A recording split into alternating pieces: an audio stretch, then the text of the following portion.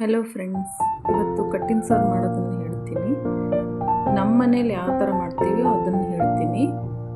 ಬೇರೆ ಬೇರೆ ಕಡೆ ಬೇರೆ ಬೇರೆ ಥರ ಮಾಡ್ತಾರೆ. ಒಂದು ಬಾಣಲಿಲಿ ಎಣ್ಣೆ,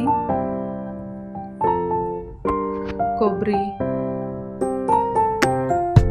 ಮತ್ತು ಈರುಳ್ಳಿ, ಒಂದೊಂದು ಕಡೆ ಒಂದೊಂದು ಥರ ಮಾಡ್ತಾರೆ.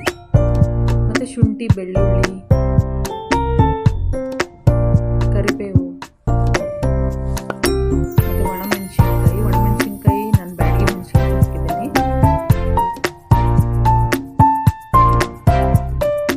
ಸ್ವಲ್ಪ ಟೊಮ್ಯಾಟೊ,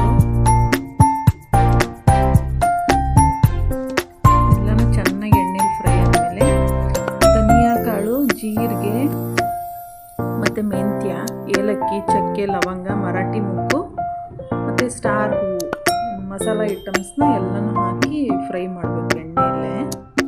ಆಮೇಲೆ ಕೊತ್ತಂಬರಿ, ಸ್ವಲ್ಪ ನಾವೀಗ ಹೋಳಿಗೆಗೆ ಬೇಳೆ ಬೇಯಿಸಿರ್ತೀವಲ್ಲ ಅದನ್ನು ಹಾಕ್ಕೊಂಡು ರುಬ್ಕೊಳ್ಳೋದು. ನಾನಿಲ್ಲಿ ಕಡಲೆಬೇಳೆ ಹಾಕಿದ್ದೀನಿ, ತೊಗರಿಬೇಳೆನೂ ಹಾಕ್ಬೋದು. ಆಮೇಲೆ ಒಂದು ಬಾಣಲಿಗೆ ಎಣ್ಣೆ,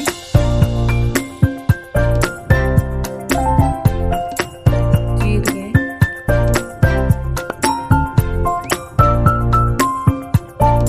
ಕರಿಬೇವು, ಒಗ್ಗರಣೆ ಹಾಕ್ಕೊಳ್ಳಿ, ಮೆಣಸಿನ್ಕಾಯಿ ಆಮೇಲೆನೂ ಹಾಕ್ಬೋದು, ನಾನು ಫಸ್ಟಿಗೆ ಹಾಕ್ತೀನಿ. ಆಮೇಲೆ ರುಬ್ಕೊಂಡಿರೋ ಮಸಾಲ ಎಲ್ಲ ಹಾಕಿ ಸ್ವಲ್ಪ ಫ್ರೈ ಮಾಡಿ, ಬೇಳೆ ಬೇಯಿಸಿರೋ ನೀರು ಇರುತ್ತಲ್ಲ ಕಟ್ಟು, ಅದನ್ನು ಹಾಕಬೇಕು. ಸ್ವಲ್ಪ ಕ್ವಾಂಟಿಟಿ ಜಾಸ್ತಿ ಆಗಲಿ ಅಂತ ಆಮೇಲೆ ಸ್ವಲ್ಪ ನೀರನ್ನು ಹಾಕ್ತೀನಿ.